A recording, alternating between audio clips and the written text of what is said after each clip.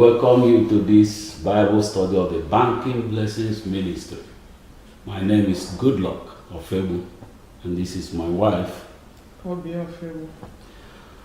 We're happy to welcome you to the continuation of our study series on parent-child relationships with focus on understanding that God sends messages to children through their parents. We saw that there are about 3 categories of messaging.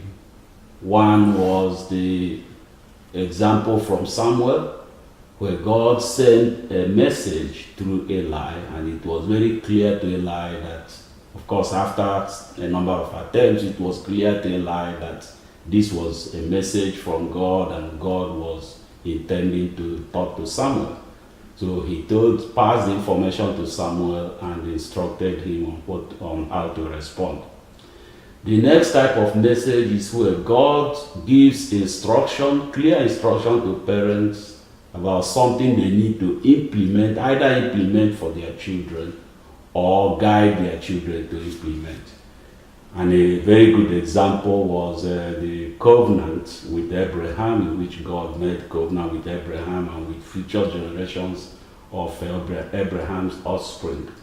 Another example was the interaction with Joseph regarding baby Jesus, moving him to Egypt and bringing him back to Israel after the threat had been removed. Then the third category of messaging is the message that is delivered to a child through normal parental interaction, in which neither the parent nor the child really knows at the time that this is a message from God. And we believe that this type of messaging that there will be a lot of it, and it's likely to affect every child and every parent. In the last Bible study, we gave an example from the call of Joseph, we'll call it now, because his father Jacob sent him on an errand, and it turned out that this errand was in fact a mission. God sending Joseph on a mission to Egypt to establish a refuge homeland for the nation of Israel.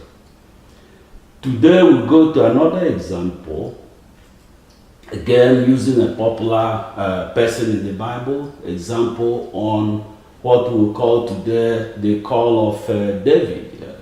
It wasn't really, David was called a number of times, but this was the specific time where God wanted him to come out and lead Israel in battle and establish himself as a leader, as a future leader for Israel.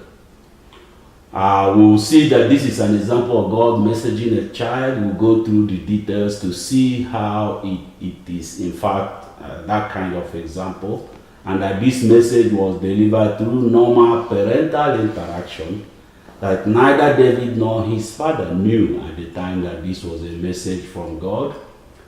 David's father sent him on an errand, that is what we know clearly in the Bible, to check on his senior brothers that were in the battlefield. When David got there, on his completing the errand, he had an encounter with Goliath, and that encounter changed his mission to the real mission for which God brought him out there. And he was able to lead Israel to victory over the Philistines, and by doing that establish himself as a strong future leader for Israel. And our lesson will come from 1 Samuel chapter 17.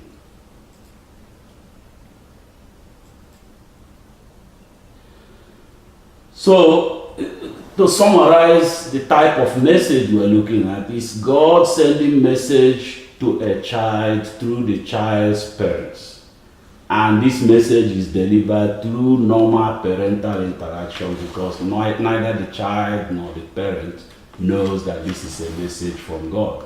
It will be in the form of a parent giving an instruction to a child on something to do, or giving an advice to the child, or requesting the child to do something. or any other kind of parent-child interaction. You will see that in this particular case, it was a parent requesting a child to do something. Of course, the information that the parent is passing is really a piece of information from God, a message from God that is disguised in this, maybe not disguised, that is delivered in the form of a normal parental interaction. We will illustrate this using an example from David. Well, David's father sent him on an errand to go and check on his 3 senior brothers that were in the battlefield with Saul, under Saul, and they were at the valley of Elah, setting up to battle the Philistines. David's father sent him to go and check on his brothers, to deliver some gifts to them, and to return with information about their condition. This is very important. We will return to it because the objective of the errand is very important. And we will return to this subject. But first of all, let us read about the setting in 1 Samuel chapter 17. It's a very long section, so we make selections from it. Verses 1 to 4, 8 to 13, and 17 to 18. The book of 1 Samuel, chapter 17, reading from the New King James Version, verse 1. Now the Philistines gathered their armies together to battle, and were gathered at Socoh, which belongs to Judah. They encamped between Socoh and Azekah in Ephes-Dammim. And Saul and the men of Israel were gathered together, and they encamped in the valley of Elah, and drew up in battle array against the Philistines. The Philistines stood on a mountain on one side, and Israel stood on a mountain on the other side, with a valley between them. And the champion went up from the camp of the Philistines, named Goliath, from Gath, whose height was 6 cubits and a span. Then he stood and cried out, this is verse 8. Then he stood and cried out to the armies of Israel and said to them, Why have you come out to line up for battle? Am I not a Philistine, and you the servants of Saul? Choose a man for yourselves and let him come down to me. If he is able to fight with me and kill me, then we will be your servants. But if I prevail against him and kill him, then you shall be our servants and serve us. Verse 10, And the Philistines said, I defy the armies of Israel this day. Give me a man, that we may fight together. When Saul and all Israel heard these words of the Philistines, they were dismayed and greatly afraid. They were dismayed and greatly afraid. That is, the Israelites, with their leader Saul, were completely discouraged and terrified by Goliath. And they went into hiding. They were not ready. None of them was ready to fight them. They needed a leader to harness the power of God. Let's keep reading. Verse 12. Verse 12. Now David was the son of that Ephrathite of Bethlehem, Judah, whose name was Jesse, and who had 8 sons. And the man was old, advanced in years, in the days of Saul. The 3 oldest sons of Jesse had gone to follow Saul to the battle. The names of his 3 sons who went to the battle were Eliab, the first son, next to him Abinadab, and the third Shammah.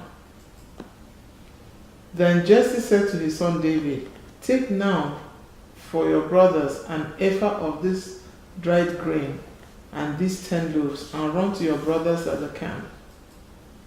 And carry these 10 cheeses to the captain of their 1,000, and see how your brothers fare, and bring back news of them.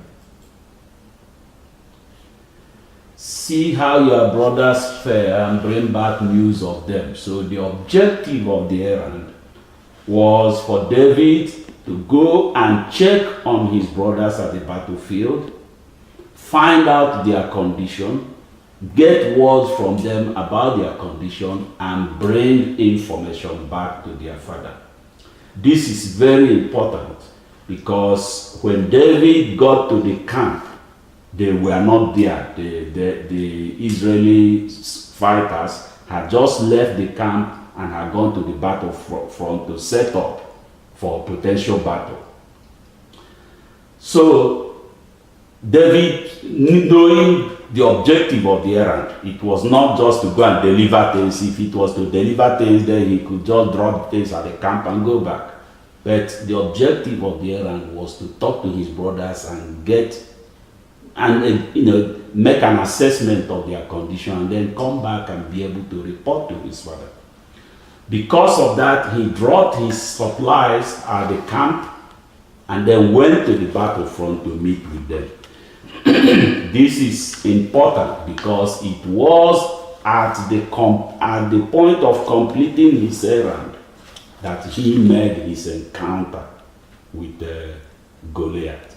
Because while he was at the battlefront trying to talk to his brothers, the sound of Goliath filled the air. And he witnessed not only the defiance of the Israeli army, the defiance of God, but he also witnessed that the fighting men of Israel under Saul were afraid of this man. He saw all of this, and it was witnessing this that transitioned his mission from running an errand for his father to now being in a position to confront Goliath and lead Israel into battle. We will read this in 1 Samuel chapter 17, again selected section of verses 20 and 23. But the point of this that we need to take is that as a parent, when you send a child on an errand, it is important that you establish that the child understands the objective of the errand. You need to make the objectives clear, and you need to do something to verify that the child understands the objective of the errand. In this case, if David did not understand the objective of the errand, it's possible that he might have gone back after getting to the camp. And we will not be discussing this today. Maybe God would have looked for another person. Let us read from 1 Samuel chapter 17, verses 20 to 23. 1 Samuel chapter 17, verse 20. So David rose early in the morning, left the sheep with a keeper, and took the things and went as Jesse had commanded him. And he came to the camp as the army was going out to the fight and shouting for the battle. For Israel and the Philistines had drawn up in battle array, army against army. And David left his supplies in the hand of the supply keeper, ran to the army, and came and greeted his brothers. Then as he talked with them, there was the champion, the Philistine of Gath, Goliath by name, coming up from the armies of the Philistines, and he spoke according to the same words. So David heard them. So David observed that the Israel's army was terrified. They were terrified of Goliath. There's something very important was rekindled in his mind, and that is his belief in the supremacy of God. He knew that God is the supreme God and is the only God in fact, and that Israel was supreme because of their relationship with God. He did not believe that anybody should defy the Israeli army or defy God by defying the Israeli army. He did not accept the defiance from Goliath. He did not believe that the army of Israel should be afraid of this man. These feelings were rekindled in his mind, and he was committed to demonstrating the to convincing the people of Israel, and then taking it upon himself to demonstrate the supremacy of Israel under God, the supremacy of God. Let us read about this, some selected verses, 1 Samuel chapter 17, verses 24 to 26. Honey, if you want to, if you want to make a comment anytime, don't. That's okay. Yes, go ahead. Yeah. 1 Samuel chapter 17 again, verse 24. And all the men of Israel, when they saw the man, fled from him and were dreadfully afraid. So the men of Israel said, Have you seen this man who has come up? Surely he has come up to defy Israel. And it shall be that the man who kills him, the king will enrich with great riches, will give him his daughter, and give his father's house exemption from taxes in Israel. Then David spoke to the men who stood by him, saying, What shall be done for the man who kills this Philistine and takes away the reproach from Israel? For who is this uncircumcised Philistine that he should defy the armies of the living God? Who is this uncircumcised Philistine that he should defy the armies of the living God? In one of our previous Bible studies in this series, we actually learned about the covenant in which God ordered the male offsprings of Abraham to be circumcised, both starting from the time of Abraham and going into the future. And the circumcision was to symbolize Abraham's promise to God on behalf of himself and on behalf of his offspring. God made a covenant with Abraham to be his God and to be the God of his descendants, if he and his descendants will worship God. Abraham accepted that covenant, and then God said that the symbol, as a symbol of this covenant, every offspring of Abraham will be circumcised at age 8 days. Mm-hmm. Now, because of this symbol, then the circumcision became known among the people of Israel as something that symbolizes their promise to worship God, their pledge to worship God.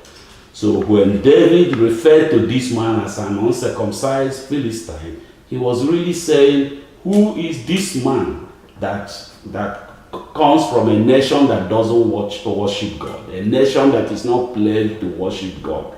Who is he that he should defy the armies of the living God? That's why he called him uncircumcised Philistine. Yes, David was interested in the reward, but it was his hunger to demonstrate the supremacy of God. For him, God had been defied. This man had defied God, and he should not get away with it. That the people of Philistine had defied God, and they should not get away with it.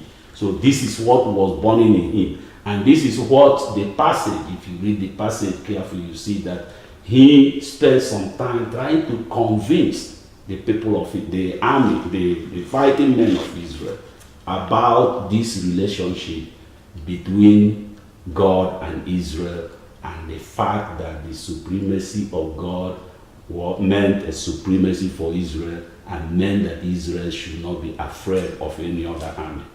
That any, quoting from another section of the Bible, that any weapon formed against them cannot prosper because of the power of God.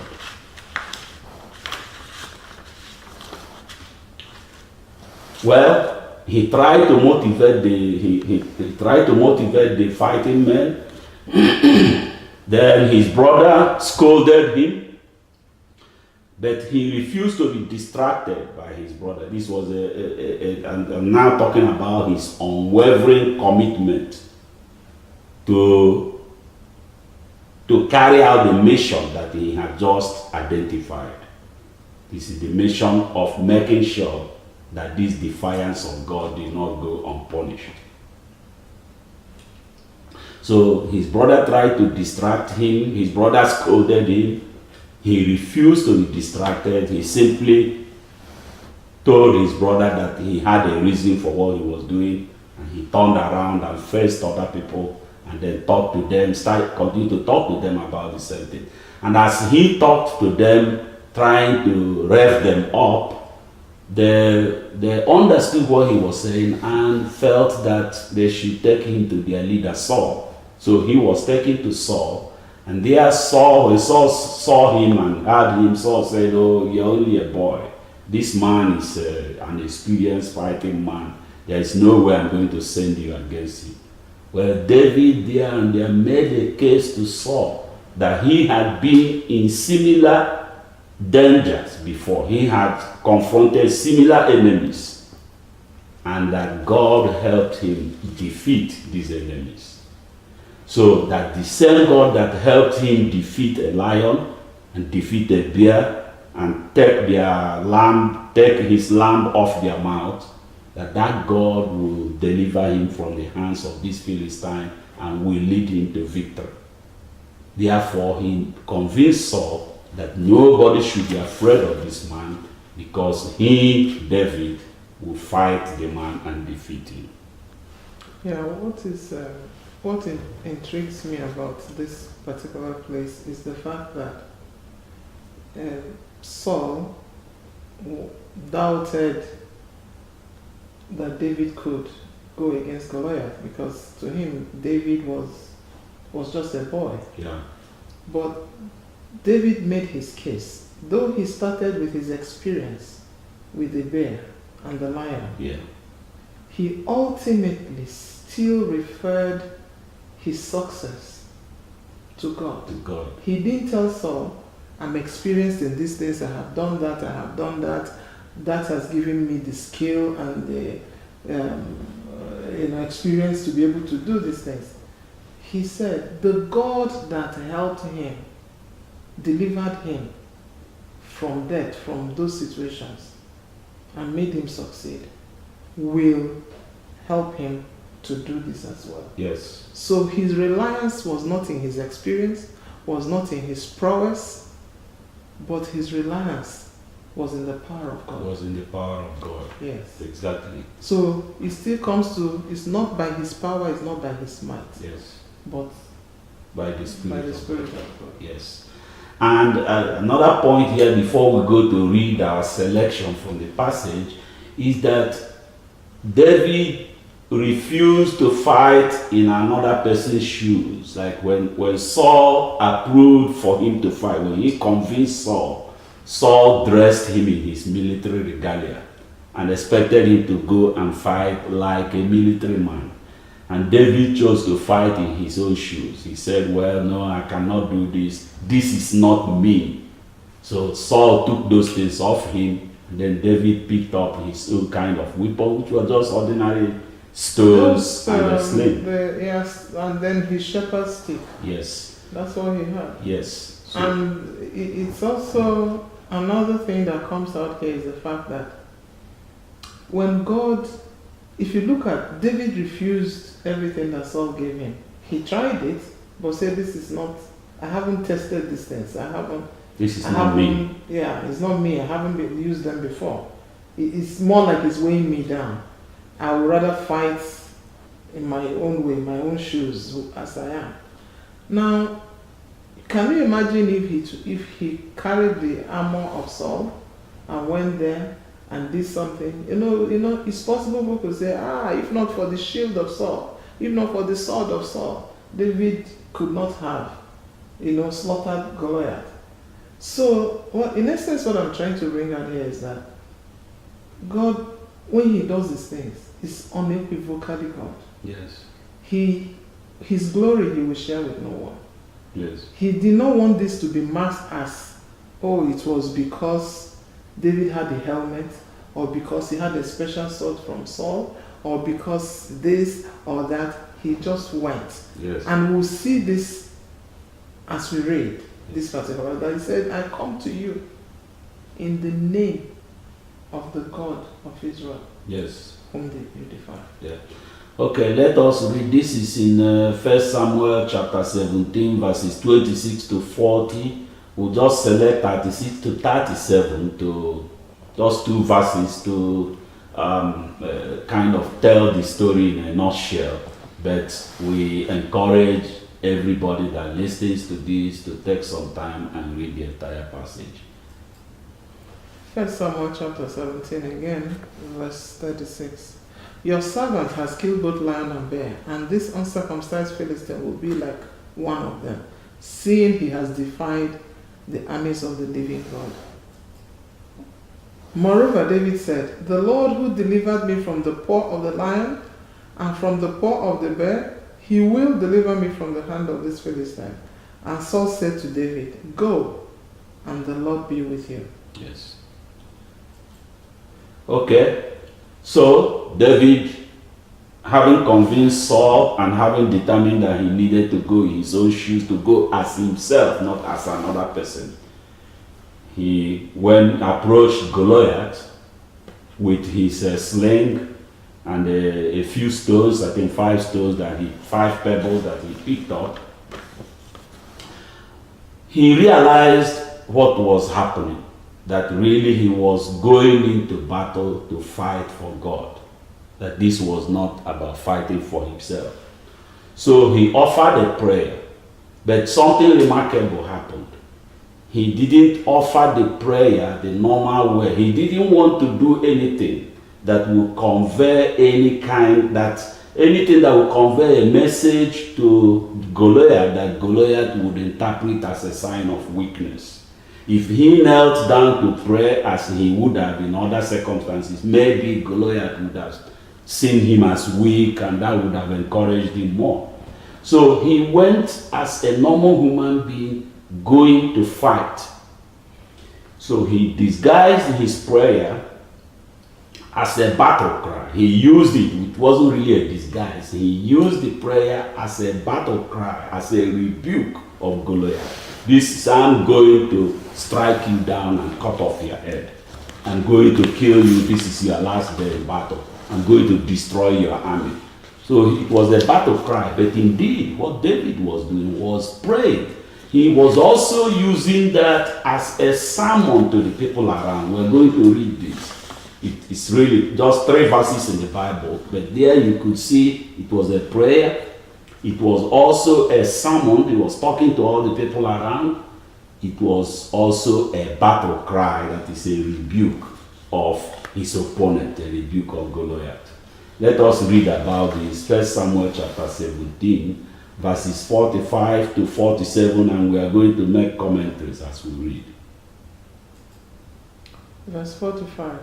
Then David said to the Philistine, you come to me with a sword, with a spear, and with a javelin, but I come to you in the name of the Lord of hosts, the God of the armies of Israel, whom you have defied.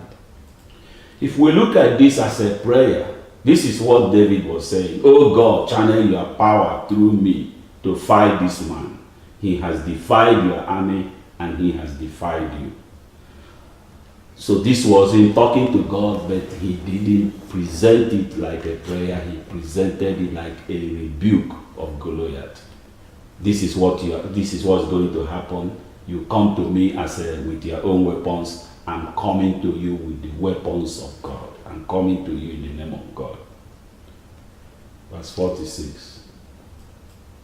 This day the Lord will deliver you into my hand, and I will strike you and take your head from you.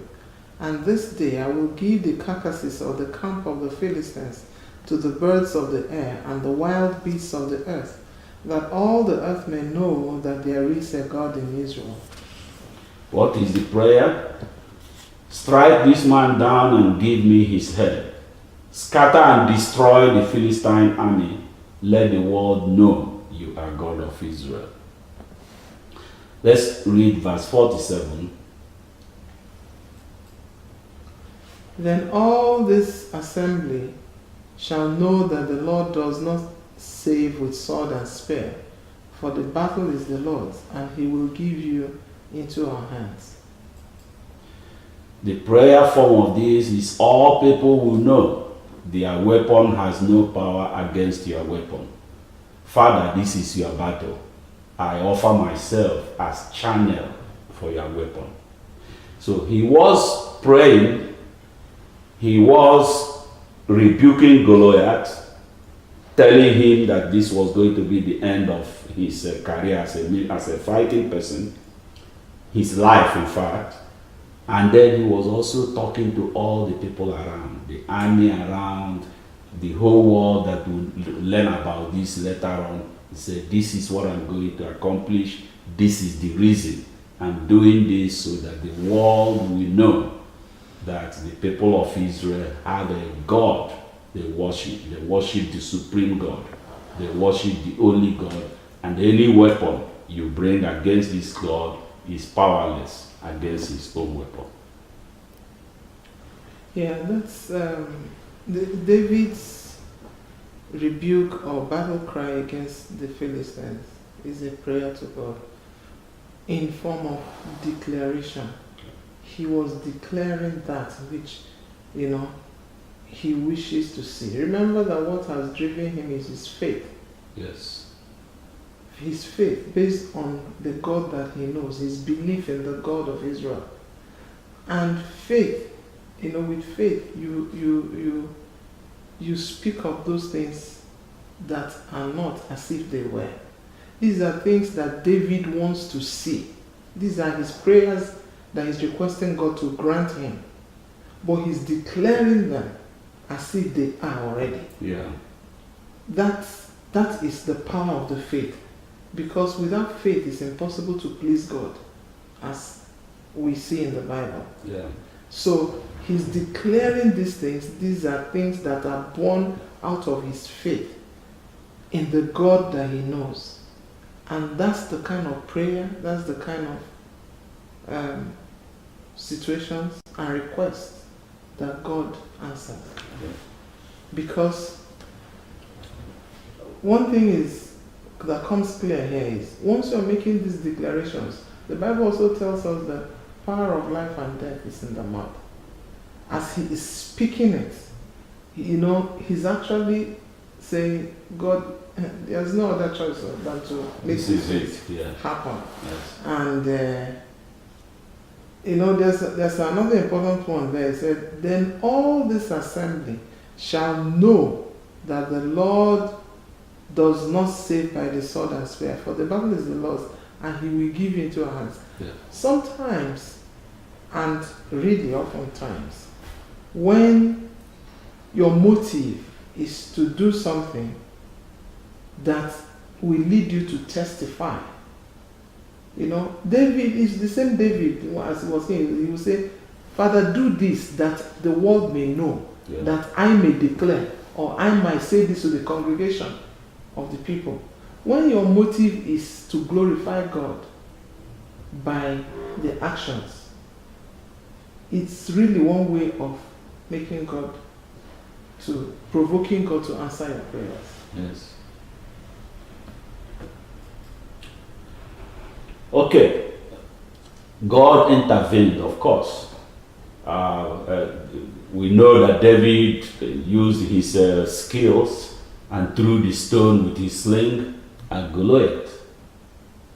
The stone hit Goliath on the forehead, pierced his forehead, and sank into his forehead, sank into his head.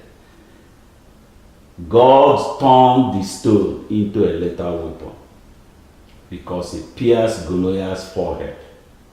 So what is happening, David did what he could, believing God, having faith that God will intervene to take what he could do and use it to accomplish the objective. So God intervened miraculously,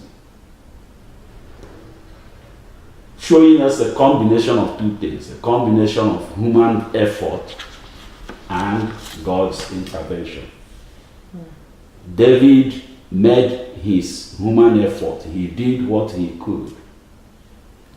And God intervened and used what he could do to accomplish the objective. Let us read about this. It's only one verse. 1 Samuel 17, verse 49. Then David put his hand in his bag and took out a stone, and he slung it and struck the Philistine in his forehead, so that the stone sank into his forehead, and he fell on his face to the earth. Well, we know that there is a miracle here because it's humanly impossible. It was a smooth stone. It's not a stone that is shaped into with a point or anything like that. It was a smooth. Yeah, in fact, the Bible said it. He picked up smooth stones, 5 smooth stones from the stream. So there isn't any power of any human power that will throw this stone and generate enough velocity to make the stone pierce and sink into somebody's skull. The most that a person can do is to hit with such a force that you bruise the person a little bit. The person might be knocked out, and after a while he will wake up. So there is a miracle of God. It was the miracle of God that took the stone, that gave the stone enough velocity or enough piercing power. God did his thing, whichever way he did it, we don't really know. All we know is that the stone that came out of David's sling pierced and sank into Goliath's forehead, and that killed him. Yeah, he fell, yes. And because God granted David all his requests. Yes. He fell, and then David took his armor and cut off his head. Yes. Yes. So what did we learn? There are a few things here. The first thing is about the lesson, today's lesson, which is God sending a message through David's father Jesse, and Jesse delivering this message in the form of an ordinary request to David to go on an errand for him. He asked David to go and check and bring a report on his brother's conditions. That's an ordinary parent-child interaction. David accepted it, knew the objective of the errand, and pressed on to try to accomplish the objectives of the errand. And in that, by doing that, he encountered Goliath, and his mission changed in his mind immediately. So his father's errand took him all the way to the battlefront. There, the mission, the errand transitioned into the mission because David witnessed the defiance from Goliath. Of course, he went on to kill Goliath. He led Israel to victory over Philistines, and he used that opportunity to establish himself as a future leader of Israel. Of course, this took a long time before he actually became king. But it was the event here that established him firmly. He had been anointed prior to this, but a lot of people didn't really know about his anointing. It was at this point that people realized that, hey, here is a potential leader coming out. And later on they compared his accomplishment to Saul's accomplishment and all that. So David accepted his father's request for an errand and went into a mission for God and fulfilled the objective of the mission. Another thing we learned is that David accepted this because he listened to his father and he did what his father requested from him. He heeded his father. He understood what his father wanted, and he accepted and went on the errand to accomplish what his father wanted. Then, because he wanted to accomplish the objective of the errand as his father requested, he was able to transition to the real mission, the real reason that God brought him to the battlefront.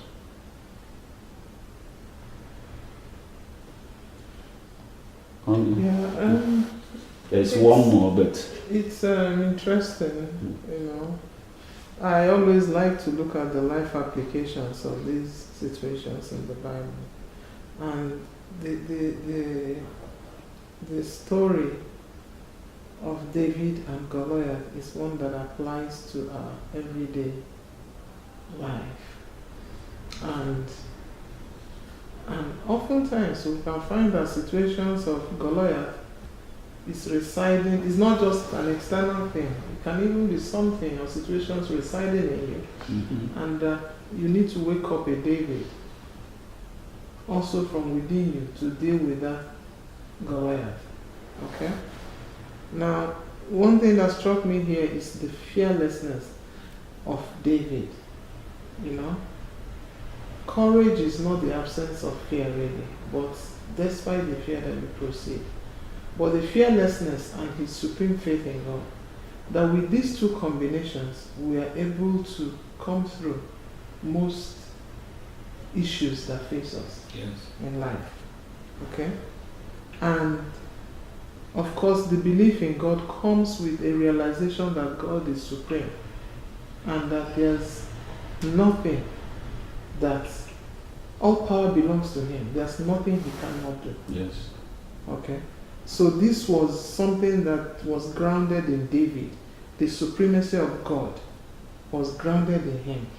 And he has seen God work both in his own personal life. And that's why he was wondering, who is this person that can defy our God, the living God? Yes. And when we internalize this and bring it to situations, because there are so many Goliath situations in our lives. Yes. As we move on, that they look so daunting, they look so big, they look so mighty, that the first thing you think is flee, just run away. You can't handle this, but it's on your way. So these are things that we must learn how to deal with, okay?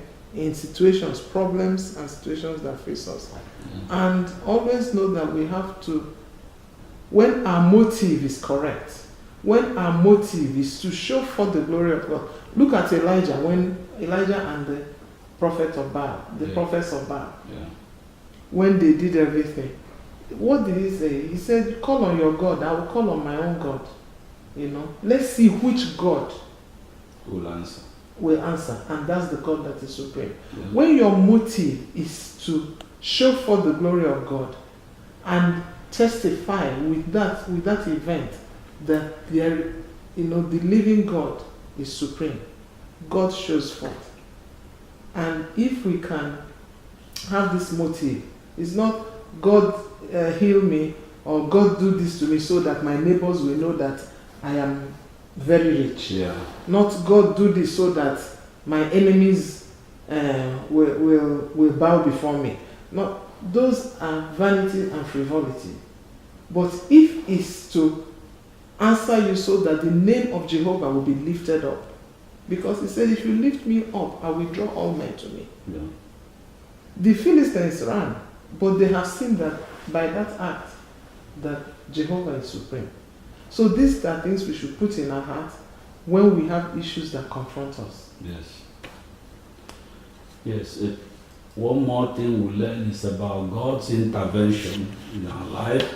In confronting Goliath, David did what he could. He applied his human effort, and then God intervened and worked through his human effort.